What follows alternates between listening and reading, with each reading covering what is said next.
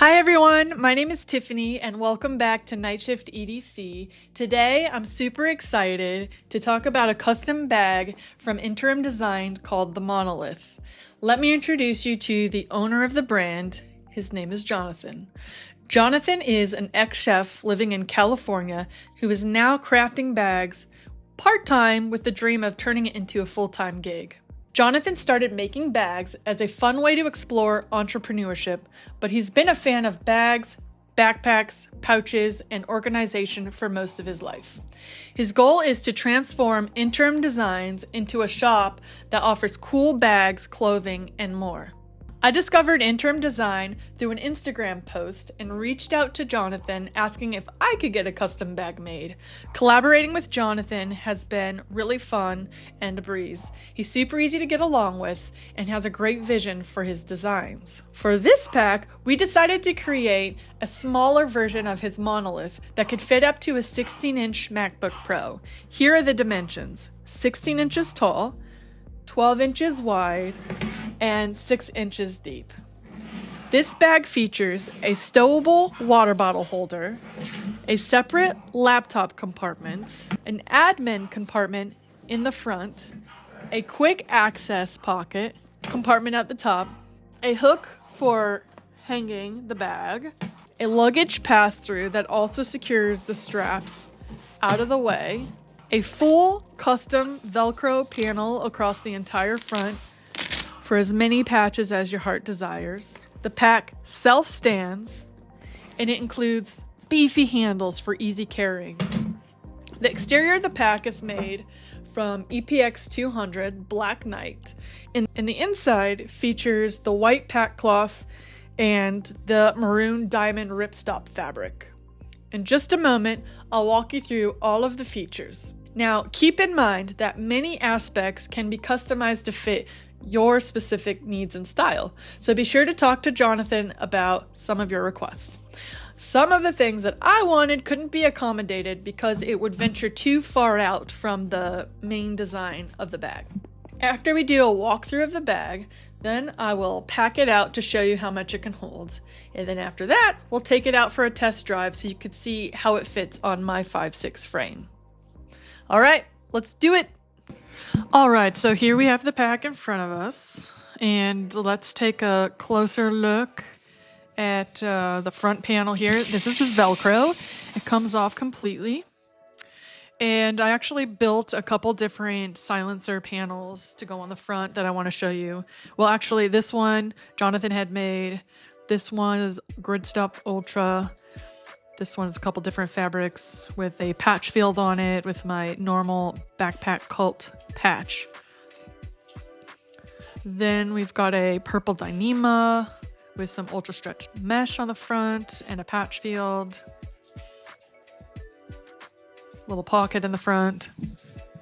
And then I made one out of 1000D Cordura Splatter. And this one is Ultra 200 in Gravel Gray with a circular patch field. And this patch is by Odd Jobs. And then this is a Tropic Cam with a patch field, just a little bit different orientation. And then it also has tabs for bungees. That way, if there's a time when I need more capacity on the bag, I can add some bungee cord. But for now, I'm going to put the original patchwork silencer on the front, and we'll just go ahead and kind of do a little look around of the bag. So most of it is the EcoPack Black Knight, but as you saw in the bottom, it's I think like a ballistic nylon material for resiliency. In this front pocket, you've got essentially a document sleeve. This came with the bag, which I thought was a nice touch with a little letter on the back. And there's a sticker down on the inside there that I'm going to leave there for now. Handle, very good squish. Then going over to the other side, this is the admin compartment. And you have a key leash here. I asked him to make that a little bit longer than what it came with initially. I think initially it's 2 inches and this is either 4 to 6. Then we got a Velcro sleeve and some slip pockets. And then on top of that, we've got some elastic bands for increased organization. I really like how we had the white on the inside. It makes it really easy to see inside, and pack cloth actually cleans pretty well. Now this here is the hidden stowaway water bottle pocket. I thought this was awesome. I really like that the bag can either be sleek and streamlined, or if I have a water bottle and want it to be on the outside, then just unzip it. I hope we start seeing that more often in other bags. Moving around to the back, I've got a fidlock component for the chest strap. The webbing here is just your typical 1-inch webbing. It comes with strap keepers. The components are all top notch.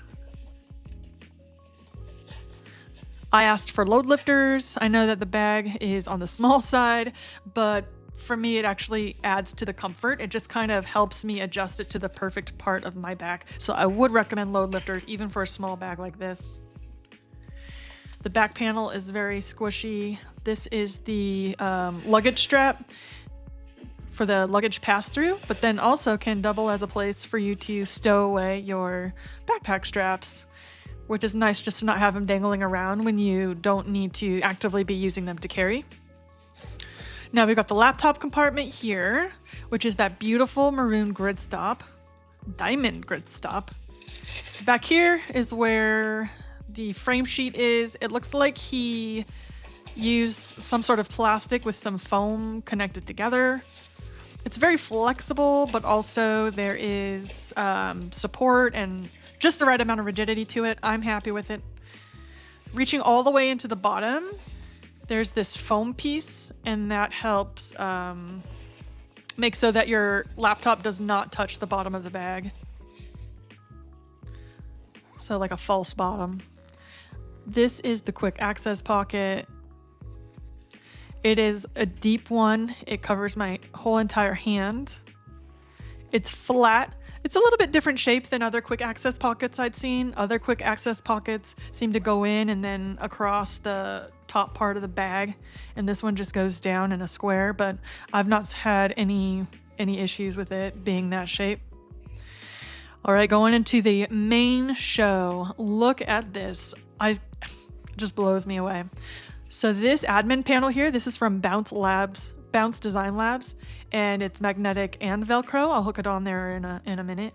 But I really like the contrast of the white, the black with the maroon. I don't see this color combination very often. Maybe the closest thing I'd seen was dark chili, chili ultra grid, and I don't know, just with this diamond grid stop pattern then there's the molly webbing that goes across the 4-inch Velcro panel. I asked for a second panel just for increased customization, and some ultra stretch mesh pockets on the side for smaller items like chapstick, or my wallet fits in there also. Then we've got a lightly padded laptop or document sleeve.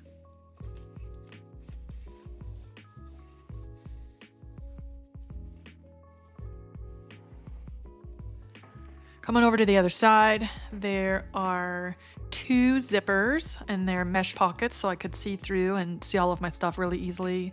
This mesh is not stretchy, and it's very resilient and burly feeling.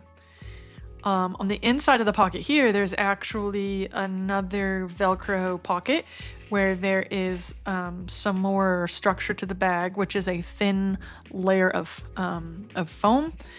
No plastic on that side, but it just helps the bag keep its structure and shape.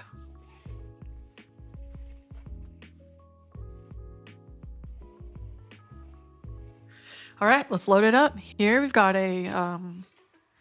the Bounce Design Labs admin panel.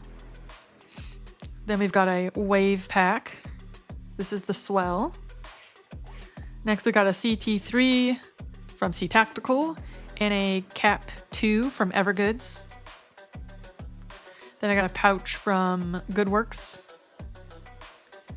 I'm gonna put my iPad mini up top.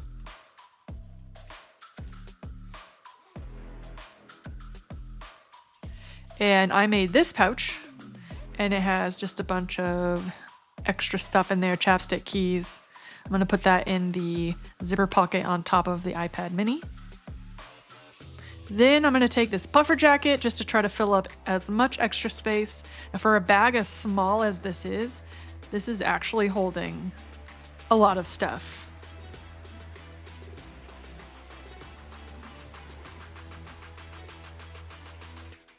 All right, next let's go ahead and put my 16-inch MacBook Pro in. I was shocked when it fit. I mean, I know we designed it for it to fit in there without any issues, but even after the bag is packed out, the fact that it still fits in there just like a glove, chef's kiss. All right, here I'm gonna put my memory card.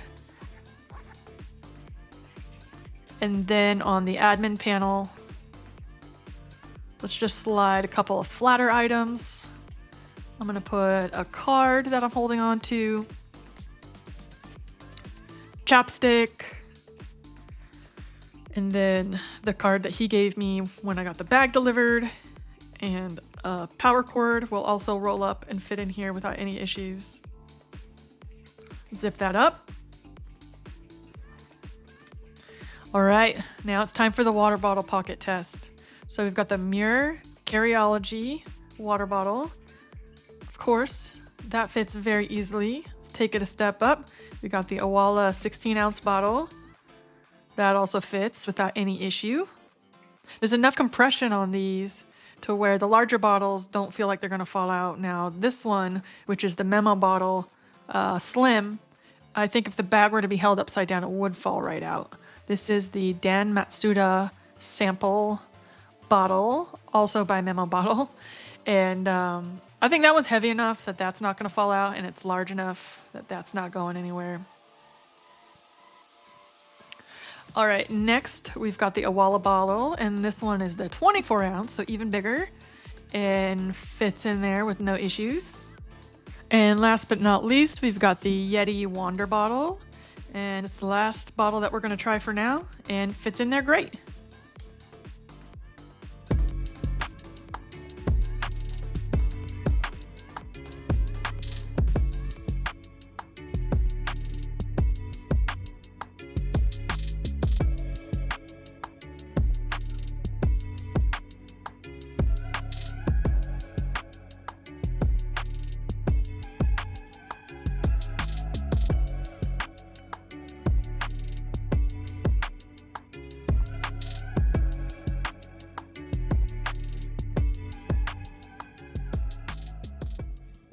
So, what do you think of this bag? Pretty amazing, right? If you're interested in getting one of your own custom bags from Interim Design, then you can reach out to Jonathan on his Instagram, and I'll be sure to include all the details down below. My two favorite things about this bag are, one, working with Jonathan was really fun, and two, was being able to choose all the colors, the size, the features, all of which I think turned out fantastic. Now, for a couple of minor things I would tweak. Finding dislikes was really difficult since I really like this bag. One thing I would change is the zippers starting on the bottom. I would switch this and actually start the zippers from the top. That's a personal preference because I usually get into the bag from up top. When I asked Jonathan about it, he said he had in mind for people to, when the bag is on their back, swing it across and be able to zip the bag open, which makes complete sense. So it's just personal preference. Another small detail is that I found a few loose threads. I easily burned them away and they haven't caused any issues since. It's actually pretty common in handmade packs to find a couple of loose threads here and there. So that's not a knock on Jonathan at all. That's just me fishing for cons. Well, that's it for today's review. This one is really special to me, and I hope to be able to get another pack made by Jonathan in one of his other styles. He's incredibly talented, and I highly recommend him. Don't forget to follow him on Instagram, and don't forget to subscribe to my channel and share this video with your fellow bag enthusiasts. Thanks for tuning in, and I'll see you on the next one.